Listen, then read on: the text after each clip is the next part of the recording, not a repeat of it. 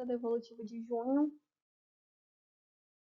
A primeira coisa que a gente vai corrigir é a checagem de aprendizagem, que foi aplicada no dia 5 de junho.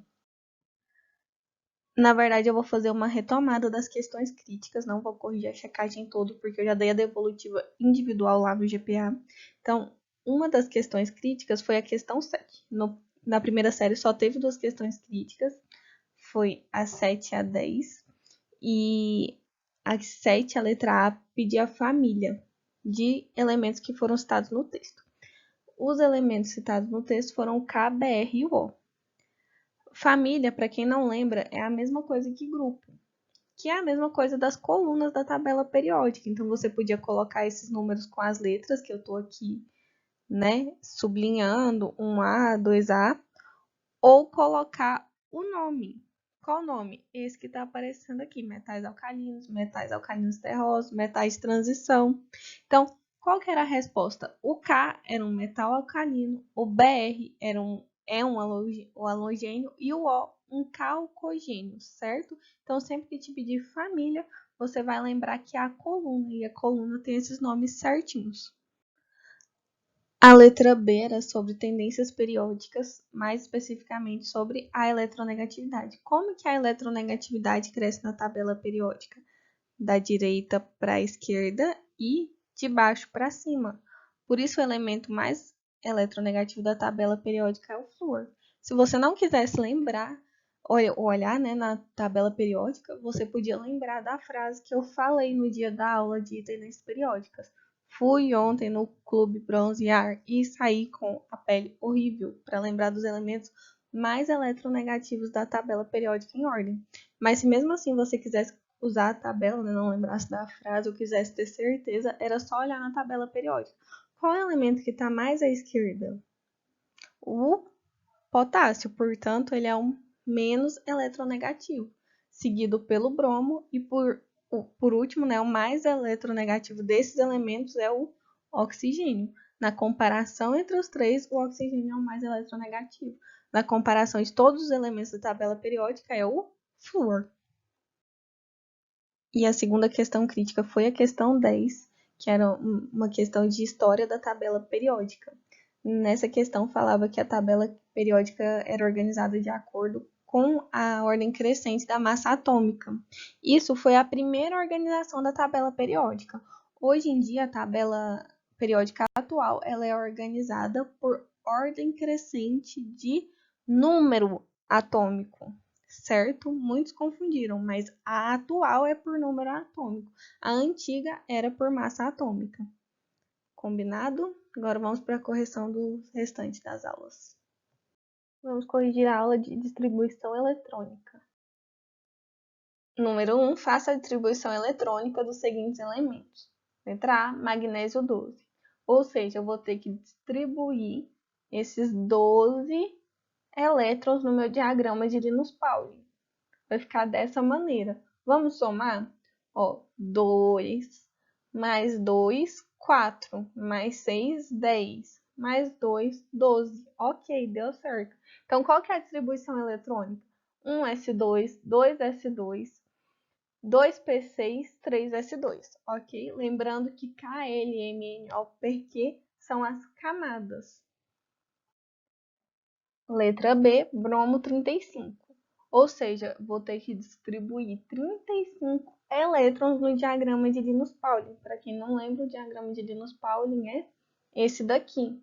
Distribuindo os 35 elétrons da forma que eu ensinei na aula de distribuição eletrônica, vai ficar 1s2, 2s2, 2p6, 3s2, 3p6, 4s2, 3d10, 4p5. Acabou. Então, se a gente somar todos esses elétrons, para quem ainda está em dúvida, os elétrons é como se fosse esse expoente, tá vendo? Um S2, esse 2 que é a quantidade de elétrons. Então, vamos somar 2 mais 2, 4, mais 6, 10, mais 2, 12, mais 6, 18, mais 10, 28, mais 2, 30, mais 5, 35. Ok, certinho. Professora, eu posso sempre somar a quantidade de elétrons para ver se deu certo? Sim, é como se você estivesse tirando a prova real. Número 2. Os implantes dentários estão mais seguros no Brasil e já atendem às normas internacionais de qualidade. O grande salto de qualidade aconteceu no processo de confecção dos parafusos e pinos de titânio que compõem as próteses. Feitas com ligas de titânio, essas próteses são usadas para fixar coroas dentárias, aparelhos ortodônticos e dentaduras nos ossos da mandíbula e do maxilar. Jornal do Brasil, outubro de 1996. Considerando que o número atômico do titânio é 22, qual será a sua configuração eletrônica? Número 2. Os implantes dentários estão mais seguros no Brasil e já atendem às normas internacionais de qualidade. O grande salto de qualidade aconteceu no processo de confecção dos parafusos e pinos de titânio, que compõem as próteses. Feitas com ligas de titânio, essas próteses são usadas para fixar coroas dentárias, aparelhos ortodônticos e dentadura nos ossos da mandíbula e do maxilar. Jornal do Brasil, outubro de 1996. Considerando que o número atômico do titânio é 22, qual será a sua configuração eletrônica?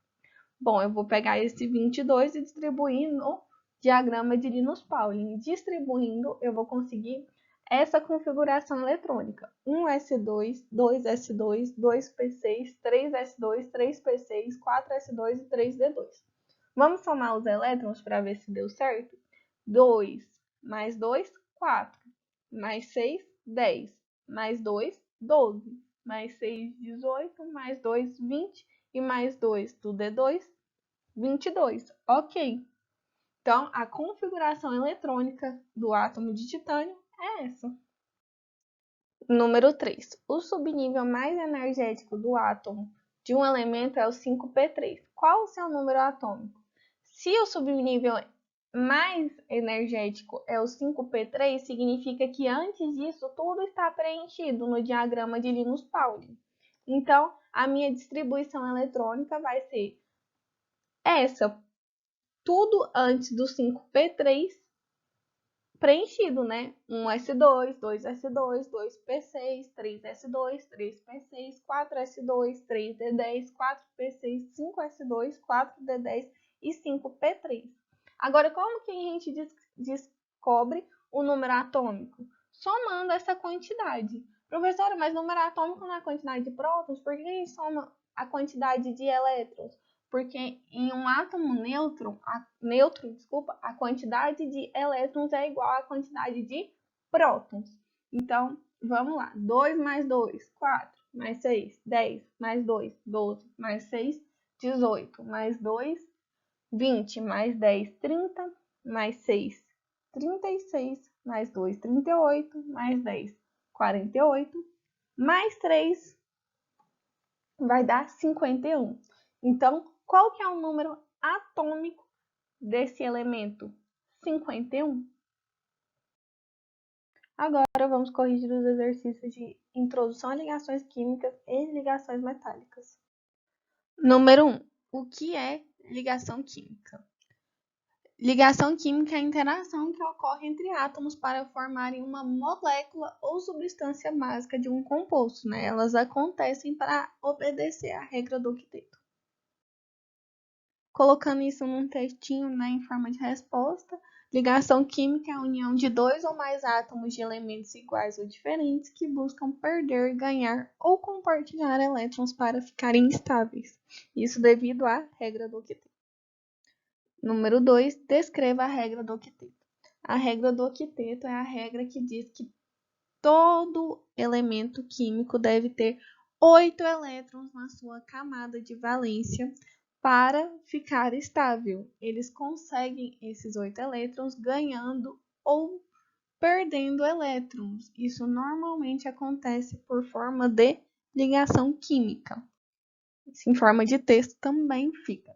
A regra do octeto diz que em uma ligação química, um átomo tende a ficar com 8 elétrons em sua camada de valência, no estado fundamental, semelhante a um gás nobre.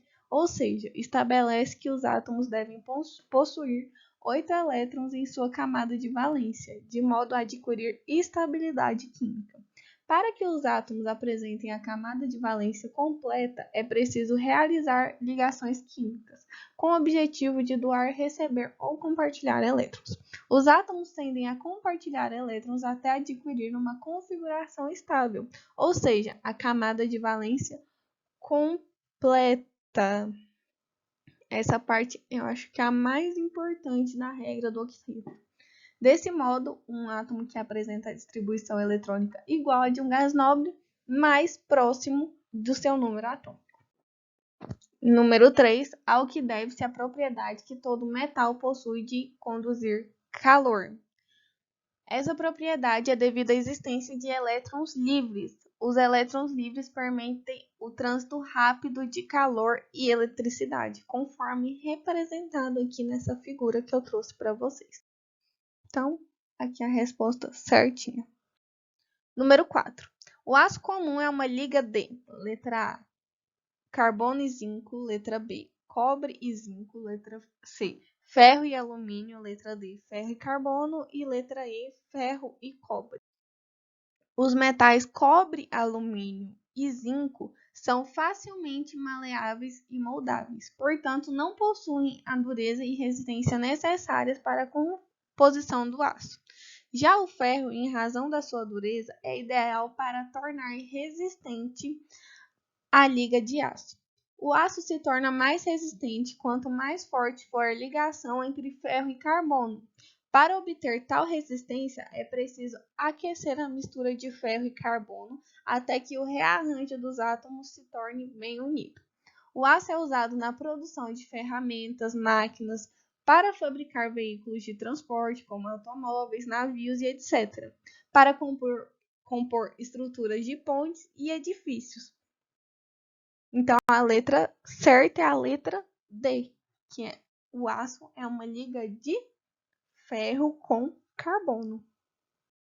Número 5. O ouro utilizado na fabricação de joias pode apresentar diferentes tonalidades de cor vermelha. Essa coloração é virtude de maior ou menor porcentagem de letra A, alumínio, letra B, prata, letra C, cobre, letra D, chumbo e letra E, mercúrio. O cobre se apresenta como metal sólido de coloração avermelhada e foi escolhido para compor joias por sua facilidade em ser fundido, moldado e ao mesmo tempo ser resistente. A quantidade de cobre adicionada à joia lhe confere a cor desejada. Uma maior quantidade de cobre dá à peça uma tonalidade vermelha maior, enquanto que uma pequena adição do metal deixa a joia com um aspecto mais amarelado, que é o mais comum, né? Que a maioria das pessoas prefere. Então, a letra certa é a letra C, cobre. Então é isso, galera. Espero que vocês tenham entendido tudo, tenha ficado tudo claro. Qualquer dúvida é só chamar no grupo. Até mais.